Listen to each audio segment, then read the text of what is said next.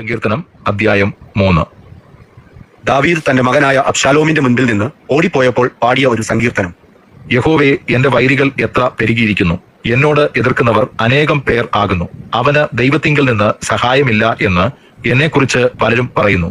യഹോവേ, അവിടുന്ന് എനിക്ക് ചുറ്റും പരിചയും എന്റെ മഹത്വവും എന്റെ തല ഉയർത്തുന്നവനും ആകുന്നു.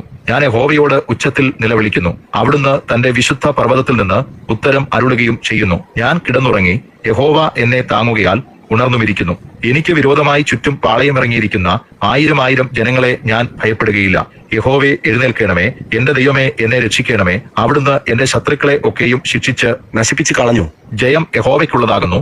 അവിടുത്തെ അനുഗ്രഹം അങ്ങയുടെ ജനത്തിന്മേൽ വരുമാറാകട്ടെ.